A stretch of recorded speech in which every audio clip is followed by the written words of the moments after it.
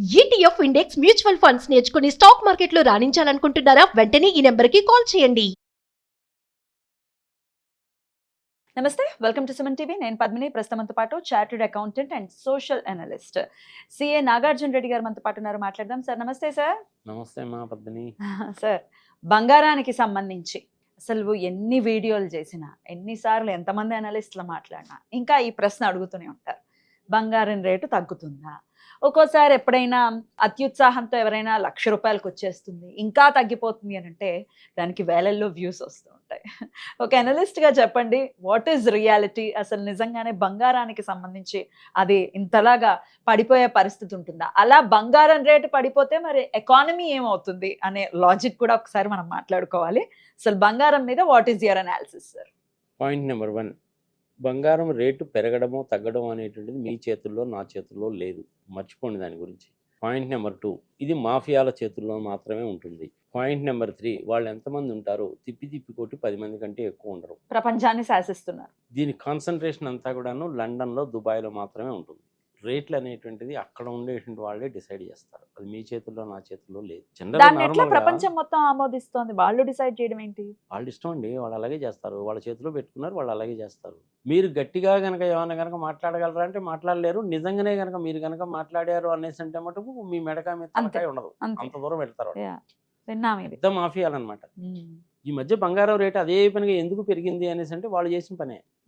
War ఏమి impact చూపించట్లేదా? వారికి సంబంధించిన ఇంపాక్ట్ ఏం ఉండదమ్మా, ఏదో పనికి మన రీజన్స్ అని చెప్తుంటారు. అసలు జరిగిన వ్యవహారం ఏంటంటే 2018వ సంవత్సరం నుంచి కొన్ని బ్యాంక్స్ వాళ్ళు, ఈ డ్రగ్ మాఫియాలు వీళ్ళందరూ కలిసి చేసేటువంటి పని. వీళ్ళు ఏం చేశారంటే 2018 నుంచి బంగారం కొంటా పోయారు. ఉదాహరణకు సామాన్య మానవుడికి అర్థమయ్యేటట్టు కనుక చెప్పాలంటేనమ్మా పద్మిని, 1 గ్రాము బంగారం అనుకో. 1 గ్రాము బంగారం ₹100. రూపాయలు చెప్తా. 1 గ్రాము బంగారం ₹100 ఉన్నప్పుడు వాళ్ళు కొనుక్కుంటూ పోయారు. అది ఏమైంది? 500కి వచ్చింది. ఇంకా చాలేరా బాబు, మనకి ప్రాఫిట్ బాగానే వచ్చింది కదా అని అమ్మేయడం మొదలుపెట్టారు. ఈ అమ్మేయడం అనేది ఎప్పుడు మొదలుపెట్టారు? ఒక 5-6 నెలల కింద మొదలుపెట్టారు. అప్పుడు ఏమైంది? మీకు వచ్చేసింది బోల్డ్ అంత బంగారం. బోలెడంత బంగారం మార్కెట్లోకి వచ్చేసింది. మార్కెట్లోకి వచ్చేసినప్పుడు నార్మల్గా ఏం కావాలి? రేటు తగ్గాలి. అవును. సప్లై బోల్డ్ తగ్గలేదుగా, రేట్ పెరిగింది. ఎందుకు పెరిగింది? బంగారం అనేటువంటిది రోజుకు ఒక 100 టన్నులు ప్రపంచవ్యాప్తంగా తయారవుతుందా అంటే కాదు. అంత బంగారం లేదు. వీళ్ళు చేసినటువంటి మ్యానిపులేషనే. వాళ్ళకి రావాల్సిన లాభం వచ్చింది కాబట్టి అమ్ముకుంటూ పోయారు. నార్మల్గా మార్కెట్లో బంగారం ఎక్కువైంది కాబట్టి రేటు తగ్గాలి, కానీ తగ్గకుండా కూడా వాళ్ళే చూశారు. అందుకని వాళ్ళ మాఫియాలు అంటారు. రెండు కూడాను వాళ్ళ చేతుల్లోనే ఉంటాయి. వాళ్ళతోటి మీకు నాకు ఎందుకమ్మా కంపారిజన్? నేను రోజు షాపింగ్కి వెళ్ళి బంగారం కొనుక్కుంటావా? అది పెరిగితే నీకెందుకు, పెరగకపోతే నీకెందుకు? ఏదో పెళ్లి పబ్బం వచ్చింది, ఒక ఆడపిల్ల పుట్టింది, గృహప్రవేశం ఏదైనా జరుగుతుంది, ఇంకేదైనా కార్యక్రమం ఏదైనా ఉంది, ఆడపిల్లకి పెళ్లి చేస్తున్నారు, ఏదో ఒక 100 గ్రాములు బంగారం పెడతామండి అన్నారు. 90 గ్రాములు మీ దగ్గర ఉంది, మిగిలిన 10 గ్రాములు కొనుక్కోండి, పెట్టుకోండి, ఇర్రెస్పెక్టివ్ ఆఫ్ ద రేట్. మీకేం సంబంధం? రోజు మీరు నేను బంగారం కొన్నావా? ఫర్ యువర్ ఇన్ఫర్మేషన్, నేను బంగారం కొని more than 2 years అవుతుంది. అవసరం ఏందమ్మా? నీకు నాకు అవసరం ఏంది? నీకేమైనా అవసరం ఉందేమో, నాకైతే లేదు. మేమైతే కొనుక్కోలేదు. ఇన్వెస్ట్ చేయాలనుకునే పాయింట్ చెప్పండి సార్. నేను ఇన్వెస్ట్ చేయాలనుకుంటున్నా 5 లక్షలు బంగారం అనుకోండి. ఇప్పుడు అలాంటి పని చేయకండి. చేయొద్దా? అస్సలు అవసరం లేదు. మరి బంగారం ఎప్పుడు తగ్గుతుంది చెప్పలేం, మళ్ళీ పెరుగుతుందా చెప్పలేం. ఎందుకు చెప్పలేరండి నాగార్జున రెడ్డి గారు? నేను అంత మేధావిని కాదు. నేను ఆ మాఫియా గ్రూప్ లో నేను మెంబర్ని, అంతకంటే కాదు. అక్కడ లండన్ లో కూర్చొని ఈ రోజు 10 గ్రాముల బంగారం విలువ, 10 గ్రాముల బంగారం విలువ ఈ రోజు 1,55,000 నిర్ణయిస్తాడు. అంతే, అయిపోయింది. వాడు ఎట్లా నిర్ణయిస్తాడు? వాడికి ఆ రోజు పొద్దున లేచి అలా అనాలనిపించింది అన్నాడు, అంతే. అందుకని వాడిని మాఫియాలు అంటారు. అలా కాకుండా వాడు ఆ రోజు పొద్దున్నే లేచి అబ్బా వచ్చినంత వరకు లాభం చాలే, తగ్గించు, ఇవాళ 10 గ్రాములు 1,30,000 అన్నాడు అనుకో, 1,30,000 అవుద్ది. అది నీ చేతిలో నా చేతిలో ఉండదు. మోడీ గారో లేకపోతే ట్రంప్ గారు చెప్తే ఎనరో. సో ఇన్సైన్ సార్ అసలు. ఇది దానికి సంబంధించిన అసలు వ్యవహారము. అప్పు చేసి బంగారము కొనకండి. పెరిగినా తగ్గినా మీకు సంబంధం లేదు. ఇదంతా కూడాను కొంతమంది చేతుల్లోనే ఉంది. వాళ్ళు పెద్ద మాఫియాలు. ఆ మాఫియాల చేతుల్లో మీరు పడకండి. అప్పు చేసి బంగారం కొనడం అనేటువంటిది అసలు చేయకండి. మీ దగ్గరున్న బంగారాన్ని అత్యవసర పరిస్థితుల్లో ఉపయోగించుకోండి. దాని వాల్యూ కట్టుకోండి, అబ్బా ఇంత ఉంది అని చెప్పి అనుకోండి. కానీ ఎప్పుడు ఉపయోగించుకోవాలి మీరు దాన్ని?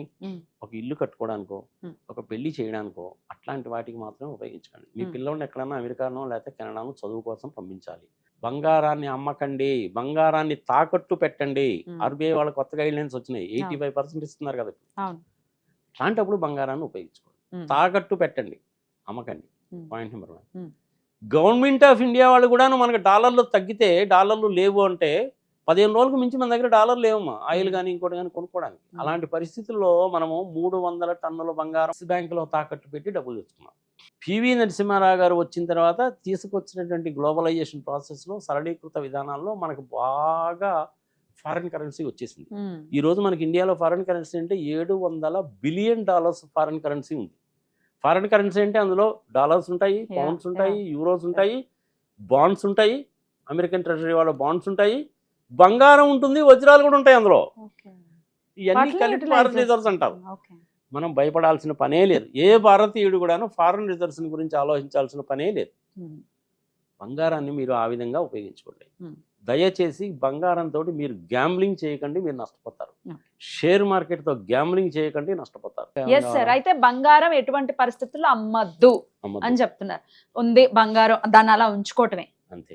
ఇప్పుడు కొంతమంది ఏం చేస్తారంటే, ఇది పాత నెక్లెస్, ఇప్పుడు మా లాంటి వాళ్ళు కొత్త నెక్లెస్ ఏదైనా చేయించుకోవాలంటే పాతది ఇచ్చేసి కొత్తది తీసుకోవడం ఇట్లాంటివి చేస్తారు సార్. ఇది కూడా వద్దంటారా? ఇది ఒక పెద్ద పిచ్చి. పిచ్చే. 5 సార్లు కనుక మీరు పాత వస్తువుని కొత్త బంగారం కింద మారిస్తే దాని వాల్యూ 0 అయిపోతుంది. 0. 15% తరుగు అని చెప్పి అంటున్నారు కదమ్మా. అంతే అయిపోయింది. మరి అయిపోయింది కదా. 5-6 సార్లు కనుక మీరు కనుక మార్చారంటే దాని వాల్యూ 0 అయిపోతుంది. పిచ్చి పని కదా అది. కొత్త కొత్త రకాలైన డిజైన్స్ అనేటువంటిది ఎప్పుడూ వస్తూనే ఉంటాయి, కాదని చెప్పి నేను అనలేదు. పాతది వేసుకుంటే నిన్ను ఎవరన్నా తిడతారా, కొడతారా, లేకపోతే నీ మీద మొహం మీద ఏమైనా నవ్వుతారా? నవ్వినా నాకేంటండి, నా బంగారం నాకు ఇంపార్టెంట్, అంతే. అంతవరకే. అంతే. పాత బంగారాన్ని కరిగించి దానికి ఇంకొంచెం బంగారం యాడ్ చేసి కొత్త వస్తువు తీసుకోండి. ఒక 5-6 సంవత్సరాల్లో, 2 సంవత్సరాల్లో మళ్ళీ దాని వెరైటీ మారిపోద్ది. 6 నెలలకు ఒకసారి సెల్ ఫోన్లు కొత్తగా వస్తాయని పాత సెల్ ఫోన్లు తీసి పడేసి కొత్త సెల్ ఫోన్ కొంటారా ఏంటి?